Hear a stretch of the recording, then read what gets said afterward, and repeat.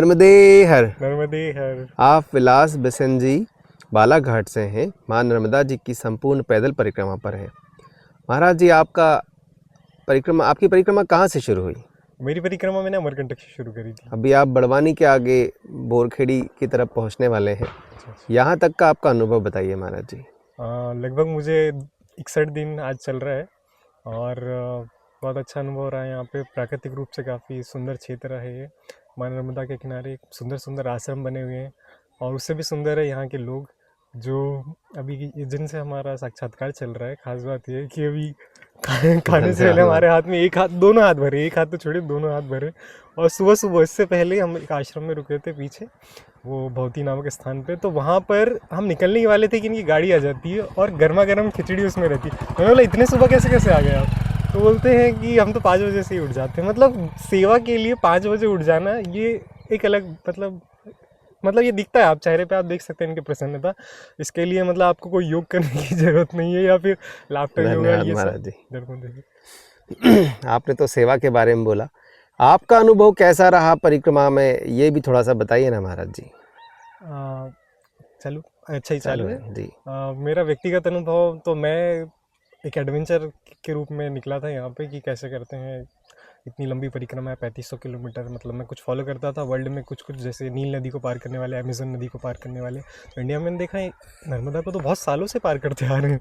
तो फिर मैंने बोला पार करना इन द सेंस कि परिक्रमा करना, साथ बात करना। तो फिर उसके साथ निकले तो सुना था यहाँ पे बहुत ज्ञान की मतलब धारा बहती है, तपस्वी लोग रहते हैं।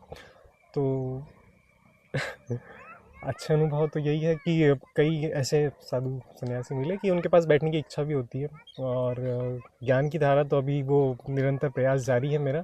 लेकिन इसके साथ जो सुबह शाम जो है पूजा पाठ करते हैं उसमें मेरा रामचरितमानस जो है पहली बार मास पारायण पूर्ण हुआ है। 5 सालों से मैंने लेके रखी थी पर कभी पूरी नहीं कर पाया था। मैं धनतेरस को ली थी 2020 में।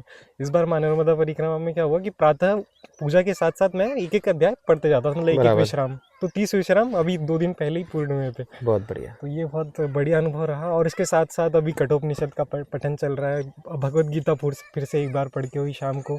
तो पैदल चलने के साथ साथ ज्ञान भी हम अपना बढ़ाते जा रहे हैं और बहुत सारे साधु सन्यासी मिलते हैं तो वो भी अपने अनुभव और वो ज्ञान दिशा निर्देश साझा करते हैं।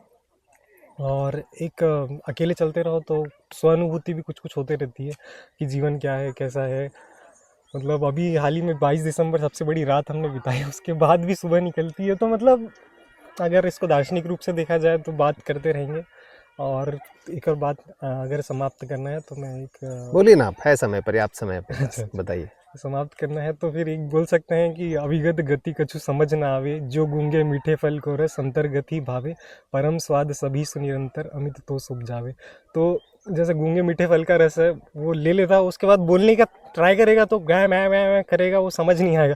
वैसे मैं भी बहुत कुछ बोलने का प्रयास करूँगा, हो सकता है वो असल जो भाव है, जो रस है वो शब्दों से ना निकल पाए। सही बात है। और यही हमारे पुराणों में भी जो सार तत्व दिया गया है, लोगों ने जो अनुभव किया, जो हमारे ऋषि महर्षियों ने, तो वो भी लिखा तो हुआ है लेकिन वो है बात अनुभूति की होती है।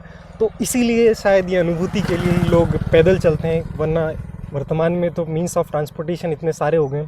फिर भी अगर हम आदिम युग में जी रहे हैं तो कुछ बात होगी। सही बात है। और धीरे धीरे जब चलो एक एक कदम, कई लोग तो नंगे पाँव भी चलते हैं, मतलब तो एक एक कदम जब धरती पे पड़ता है तो जो प्रकृति के साथ जो जुड़ाव अनुभूत करते हैं हम लोग, और ध्यान जो जिसका उद्देश्य बोलते हैं कि क्षण क्षण में जीना रहता है, तो यहाँ पर वो मतलब आसान सा हो जाता है एक तरीके के कि एक एक कदम में आपको ध्यान देना होता है। तो एक तरीके से आपका ध्यान पल पल में घटित होता है और जीवन हमारे पास जो है वो पल पल का ही होता है, हमें अगले क्षण का कुछ पता नहीं होता। तो एक तरीके से स्वतः ध्यान यहाँ पे सहज योग आपका हो जाता है। और अपने अनुभव में मैं क्या बताऊँ, मैं तो अभी 60 ही दिन हुए हैं और परिक्रमा का लगभग मेरा 40%, मुझे भी नहीं पता, शायद 40%। हाँ, लगभग 40% हो चुका है। तो अभी तो ये यात्रा चल ही रही है और निकल गए हैं घर से तो कहीं ना कहीं पहुँच ही जाएंगे, कुछ ना कुछ प्राप्त कर ही लेंगे। जी, धन्यवाद महाराज जी। आपकी परिक्रमा निर्विघ्न संपूर्ण हो, यही प्रार्थना के साथ नर्मदे हर।